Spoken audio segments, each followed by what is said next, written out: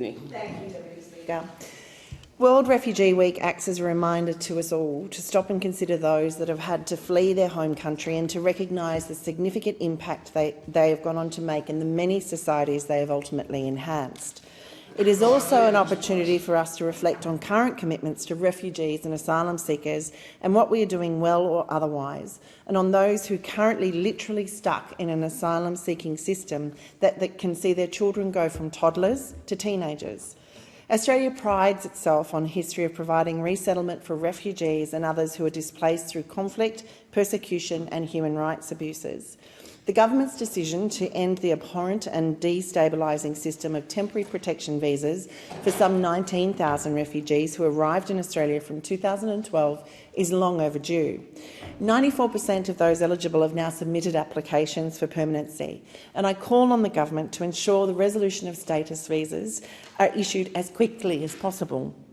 There remain some 12,000 people seeking asylum who in many instances have lived in Australia for over a decade, but who continue to be punished and denied the basic rights of recognition as a human being worthy of our compassion. In many instances, despite what the system may say of their origins, we have fundamentally shaped who they are today, and our country should bear the responsibility of assisting them to step back into a full and recognisable life here in Australia. Meanwhile, it's estimated that 120 million people are displaced worldwide.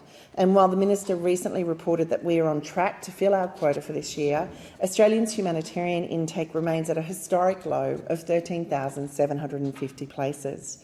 As a nation with boundless plains to share, we can and must do more. People seeking asylum come from all corners of the world, but today I would like to draw attention to those impacted by the current crackdown of the Iranian regime. Since the death of 22-year-old Mahsa Amini in September, the situation in Iran is increasingly volatile and a burden of responsibility rests on the international community to respond adequately. The unacceptable loss of life and freedom and the unimaginable pain felt by Iranian communities here in Australia and their families is something that cannot be ignored by our wider society. At least 282 people have been arbitrarily executed since the beginning of 2023. That's an average of 3 executions a day just in May.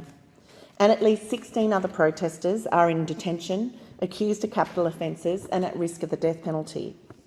In all, over 20,000 protesters have been arrested and over 520 people killed, 71 of whom are children and teenagers. And while many would like us to think that the protests have now stopped, they haven't. They have simply changed form, not because the Iranians lack the courage, but because the loss of life is unbearable and will only get worse. My community of North Sydney has been shaken by many of these events, including the recent execution of Majid Kazemi. Iranian authorities executed Majid, Salam Hashami and Saeed Yahubi just last month on the 19th of May on the basis of vaguely worded and overly broad charge of enmity against God. Recently, I attended a vigil for Majid alongside his North Sydney family, whose advocacy had been tireless and heartbreaking to witness. I want to particularly pay my respects to Majid's cousin, Mohammed Hassemi, who fought to the very end to see his cousin reunited with his family.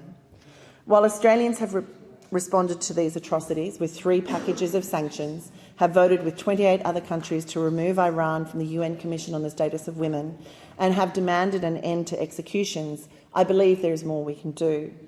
For this reason, I call on the government to step up and uphold their commitment to expand our humanitarian program by increasing the intake of Iranians under various visa programs, with a particular focus on women, girls and persecuted minorities seeking to escape the Iranian regime. We can and should expand the Majinsky-style sanctions against Iran and the Islamic Revolutionary Guard Corps officials and individuals. These efforts would be in line with those already taken by other democracies. And we must step up as a world democratic leader and harden our opposition towards the Iranian regime. It's been 9 months since Mahsa lost her life, 1 month since Majid lost his.